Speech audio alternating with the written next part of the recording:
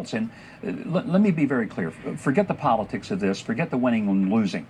We pose a true existential threat to our constitutional republic when the losing side of an election refuses to accept the results and instead tries to overturn it by any and every means possible, including taking to the streets and screaming at people and threatening them with physical violence. The pendulum will swing back and forth between the left and the right.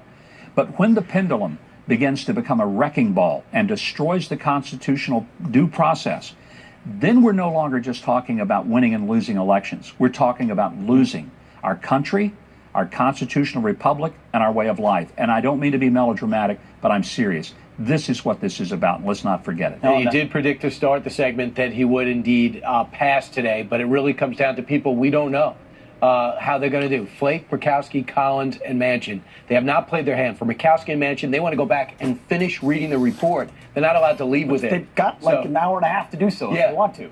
Not much. Governor Huckabee, thank you very much. Well, how does Flake? But how does Flake not do this? How does he say? I agree. Give me a week, and then he comes back and says, "I didn't see any corroborating evidence," and then he votes no. How does he do that? And have any because he credibility? was saying tone. A shred of it. He was as a so-called conservative as well. He said he didn't like his tone. Only if he's simply applying for a job on one of the liberal networks and he hopes that they will love him, but he's going to find out that they don't love him. They use him, they exploit him, but they don't really care for him, and that would be unfortunate, and it would be a tragedy for the country. A president has a right to nominate who he wishes to be on the Supreme Court. The role of the Senate is advise and consent, and they have done that, and it's time for them to recognize that this is a qualified person, and they should confirm him. Yeah, we'll be watching. Governor Mike Huckabee, thank you very much. Thanks, Governor. Appreciate it. Great to be with you guys. Absolutely. Well, the ACLU comparing Judge Kavanaugh to convicted felon Bill Cosby in this new ad. Doesn't that group usually defend due process? Well, Tammy Bruce used to be on the left, not anymore. Fired up about that. She joins us live. Coming up next. Plus, Steve is live in the Villages over there in Florida, and he's about to make Fox and Friends history. Steve, you're about to make history?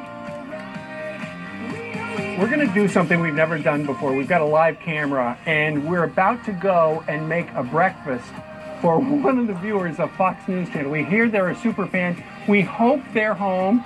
We hope they're clothed, because I'm going to knock on the door and ask to come in and make them breakfast. They don't know we're coming. Brian always say. It's either going to be a disaster or fantastic, and you're going to see it on the other side of a brief timeout. We're about 2 blocks away from their house right now.